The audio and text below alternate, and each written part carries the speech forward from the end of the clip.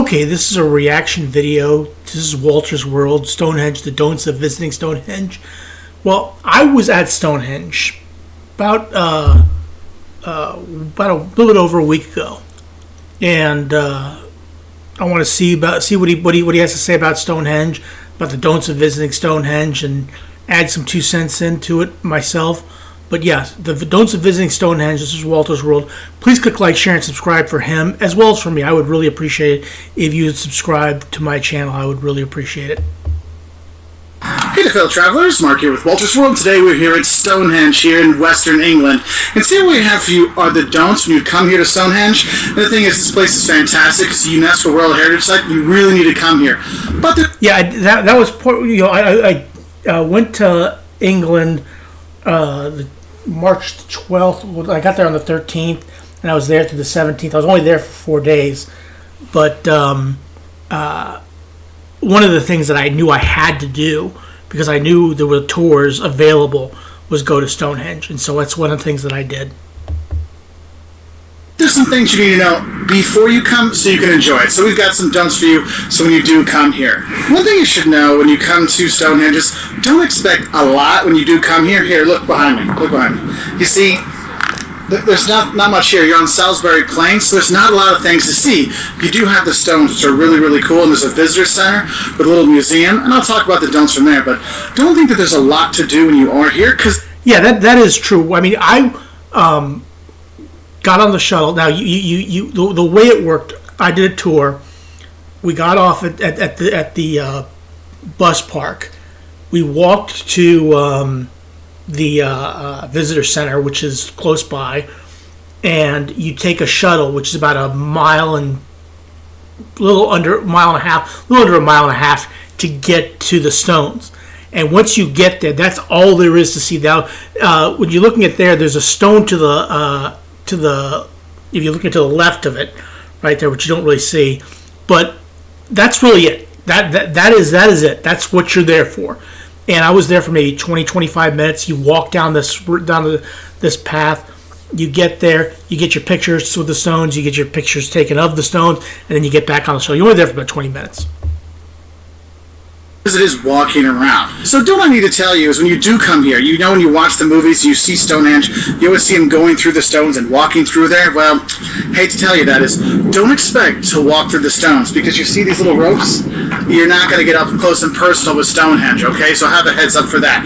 But what's cool is actually you can apply and like if you book like a couple months out, you can actually get access into the stones, which is kind of cool. Now that actually leads me to another don't, and that is don't forget to pre-book your tickets, okay? Because it's actually time tickets to come here to Stonehenge, because there's a million people that come here every year in peak season. Again, like I said, I was on a tour, and so the tour that I took went to Windsor Castle, and then went to Stonehenge second. So that's how I got there. Okay, you can walk up and you can buy a ticket if you want to, but he is right. Get there early, I was on a tour. 9,000 people a day, it gets to be quite a bit, so it can get really, really packed. So don't forget to pre-book online, all right? And the thing is if you're going to do the access thing, you might want to book 2 or 3 months in advance if you want to go up to the stones. But if you're coming here in peak season, at least a couple weeks to make sure you get your times, okay? And now, Clive, the bus guy driver not the bus driver, but the guy our tour guide, told us that back in the day, probably about 30, 40 years ago, you could literally walk up. You didn't have to pre-book anything about walking up to the stones. He said his brother climbed up on the stones when he was there. You can't do that anymore. You can't really walk up there. What I have for you is with the times is don't think that Stonehenge has the same schedule every day of the year. I'll put up there's like summer times and winter times and things like that. I'll put it down here because it might close at 7 or it might close at 5. Okay, and there's what's scheduled 9:30 to 7 p.m. Last admission at 5 p.m. on March 24th to 31st, through March 24th through May 31st. Now, I was there,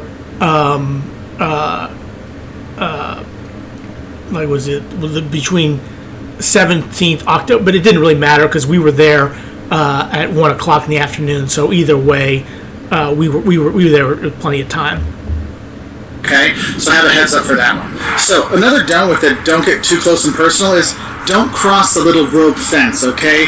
They keep those kind of marked off so you don't go there. So those of you that want to get that up close and personal and jump over there and do that, they'll kick you out, okay? So stay on this side. Don't cross the little rope fence, okay? Just a little heads up, all right? So we're here at the visitor center, and I got a few don'ts to tell you about when you are here. One thing is, don't run through the visitor center just to get the bus, which is up there, that'll take you to the stones. Go through, because they have a nice little setup. It's not a big museum, it doesn't take a lot of time, but it gives you a lot of the background of who built it, how did they build it, why did they build it, stuff like that. And a lot of it's kind of the conjecture, the scientific conjecture of how it happened, but it does give you a nice background. You can see a reconstruction of a guy, this from 5,000 years ago when they built these things, so it is kind of neat. Yeah, I mean, look, this is a picture of me at Stonehenge. Very, very nice time that I had there. And yeah, the visitor center is nice. The museum is nice. It's not big. I mean, we weren't there for very long, and we really couldn't have stayed there for very long because because there's not a whole lot to see there. Well, it's basically about an hour and a half worth of if you milk it. That's about how long you need to be there.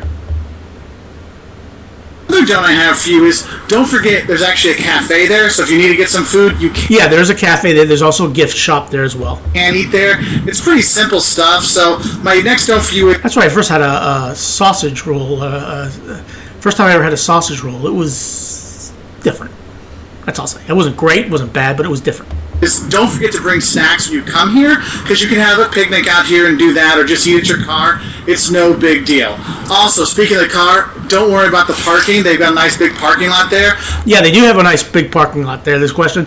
Now, I was at the Queen, nice. Bayern Munich shirt, too. She was at, I said, the parking lot is massive. It's huge. But the bus park is where we parked. So that is kind of cool. There's plenty of spots there, though sometimes the spots are a little weirdly aligned, so just have a heads up for that. Also, when you are at the visitor center, don't forget to pick up an audio guide. It's not that expensive, but it's very helpful when you go out to the stones, because you just put the number in and listen. It gives you a lot more background, so that is very helpful. Now, I didn't do that. I really wasn't that interested in learning about the stones. I just wanted to see them. That's all I was there for. Another don't is, before you go and grab that bus, and they go every few minutes, so it's not a big deal getting the buses to the stones, but don't forget to go pee before you go to the stones, okay? Because... Yeah, there are no toilets at the stones, but either way, it's not that big of a deal either, because even if you, like, I had to pee, but I went to the stones, saw them, got back, and peed on the way back. So you don't have to pee before. If you can hold it, you're fine.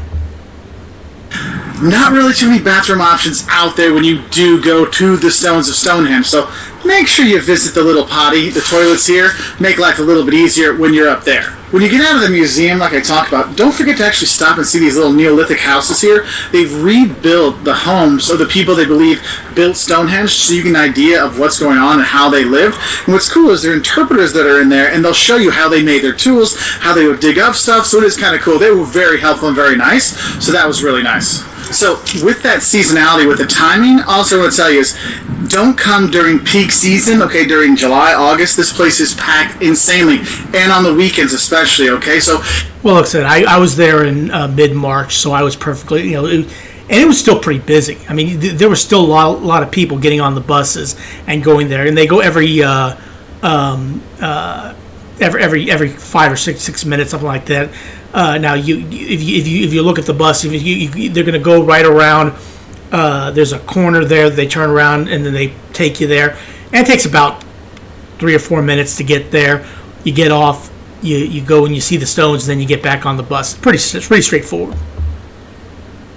If you could come off season, you can still enjoy it, even with bad weather, even at the solstice times and in the winter and the fall. It's still really cool to visit. And look, very few people are here. We're here in October, no problem whatsoever. Okay, when you do come here, and it is well worth coming here, don't think you need more than a half a day. This is a half-day trip. Spend, Like I said, I don't even think it's a half a day. I think it's maybe an hour and a half at best is all you need to spend there. That's all we spent there, and I was able to do quite a bit of things that I wanted to do when I was there. An hour looking at the Neolithic rebuilt buildings, and look at the... And that's that other stone I told you about. It was on the left-hand side. If you're facing the stones, where you get there from the shuttle. Museum, and then come here and walk around. Now you can do a nice little hike. It takes like 30 minutes to do, but this is a half-day thing. So don't forget to go visit some of the places around here. You can go see Avebury. There's another stone circle there. You go to Salisbury and see Salisbury Cathedral. It's like a 20-minute drive, not too far away. You can head to Bath if you want to drive for about an hour or so. It's really cool. And there's Yeah, that's where we went after Stonehenge. We went to Bath. a lot of stuff to see around here. So though there's not a ton of stuff right here at Stonehenge, there's a lot of things near that you can really enjoy. Some traveler don'ts I have for you when you aren't here is don't expect to stay nearby. I mean, look, there's no room with a Stonehenge view, all right? You see just the plains around here. Yeah, that is one thing that I did know is when you're driving up there, you really couldn't see the stones from the road. Now there was a place where he said where Clive, our tour guide, said you might be able to see it, but we couldn't. And so yeah, I mean, so if you're planning to go to Stonehenge and you want to see it, maybe like for example, Devil's Tower in Devil's Tower in Wyoming. Is that Wyoming? Yeah, in Wyoming. You can there's plenty of places you can stop by and see it from a distance. You can't at Stonehenge. You have to go literally to the park, pay for the ticket to the shuttle, and get to the Stones. That's the only place I could see it. So you're going to need to stay in Salisbury or someplace like that, okay? So don't expect really accommodation options And I stayed in London and took a tour. So near here. Also, don't worry about the car park. It's nice and big, so you have plenty of room for your car when you come here. Though I will tell you, if you spin over this way, you see the highway right over there? Don't be surprised if you come in peak season and you sit in a traffic jam for a while in order to get to the car park. So just have a heads up for that one. So have your patience. Don't worry, there'll be parking for you, but it just might take some time to get there. So when you are driving up here in that traffic, now I really didn't see a lot of traffic. I wasn't aware of that. So maybe you can't see it from the road. Again, I don't know what road that is. Maybe we weren't on it, but okay. jam, what's cool is you do get a great view, okay? So don't be surprised if you just see Stonehenge popping up over the horizon. One of the coolest sights. I remember the first... Yeah, we didn't see it where we were. On our way to Bath and on our way to Stonehenge. We just didn't see it. First time I came here, the second time I came here, third time I came here, I'm like, oh, look at Stonehenge, there it is. It is really cool. Another don't I have for you is don't think you're going to get too many independent solo Instagram selfies with Stonehenge. There's so many tourists that come through here, especially in high season, that it's kind of hard to do that. So don't think you're going to get that flowy dress Stonehenge picture. Because I did, and again, I was able to get it taken. And I also actually had a guy take the picture that I showed you that was a guy taking a picture for me. So look, it was busy, it was crowded, it was generally jam packed when I was there, and still I was able to get a couple shots. it's a bit tough, okay? Now, if you're looking to come to Stonehenge, you can actually do tours. You don't have to drive yourself. There's plenty of the tours that'll leave from either Salisbury, or you can come from London, or you can come from Bath. There's plenty of tour options that are here. And what's cool when you have the tour, they really give you a lot more history. People are talking and stuff like that and giving you the background. It is really kind of a cool experience. But my other don't is, don't feel you have to do a tour. They have enough stuff here. No, you don't have to do a tour. That much was obvious. But like I said, I did do a tour because I didn't want to rent a car. With the audio guides and the explanations that you'll be fine on your own, and it's pretty well mapped and well marked to get here, so it's not really a necessity to have a tour. It's just like a nice little thing to make it easier for you. Another thing I'm going to tell you is, when I told you to pre-book your tickets, also, don't think you can come here last minute, okay? They stop selling tickets 2 hours before they close, so it's not one of these, hey, let's just walk in the last minute and go see it and run out. They won't let you in, okay? So don't forget that. One of the biggest things I got to tell you is don't expect it to be cheap. And I'm not talking a tour to come out here. I'm talking about coming in here. And it was £19.50 for one adult. Now, what I'm going to say is it does add up when you get a bunch of people coming here. They do have deals. If you're a family, you can get a family pass, which knocks down the price. So with those high prices, don't... Yeah, I mean, look at the prices that you need to pay to go to see Stonehenge. And I don't know. Look, I don't know how much I paid. I paid a tour. I paid like £150 on the tour for the tour, which took me to the castle, took me to Stonehenge, and also took me to the Roman baths. Let me just take a look here. At Windsor, I mean, again, I don't know exactly how much I paid to go to Windsor, but I go to St. George's Cathedral there, or how much I paid, probably $19.50 to go to Stonehenge. But yeah, it wasn't cheap. England is not cheap. London is not cheap. But most people know that already. So yeah, that's good advice. Prepare to pay something if you want to go see these things. Don't be scared to get a pass. Like English Heritage has a membership you can join.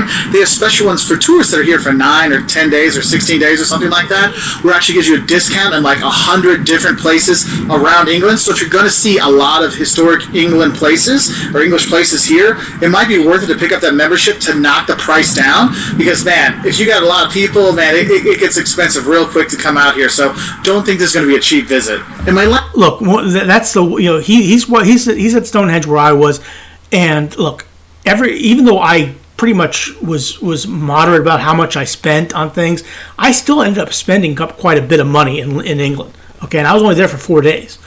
It is not cheap by any stretch of the imagination. So that if you are planning on going to England, to London, even outside of England, of London, places like that, it is not cheap. It is expensive.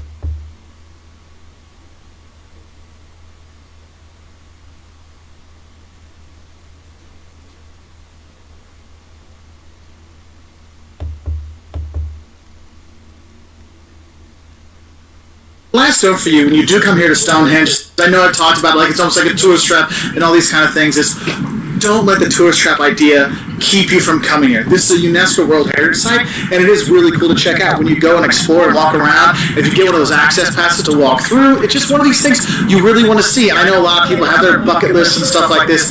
This is one of those places you really do want to check out because it is extremely cool. They've done a great job bringing it back to its historic roots. I mean, aside from the highway over there, but they got one of the roads that were right by here. Like the first time I came here, it really was like right over there. So that is really cool. So I hope you enjoyed your video learning about Stonehenge. If you want to learn more, things about England, things about the UK, Europe, US, all over, check us out on our website at waltersworld.com. We're also on Twitter, Facebook, Instagram, YouTube, and we really appreciate your likes, subscriptions.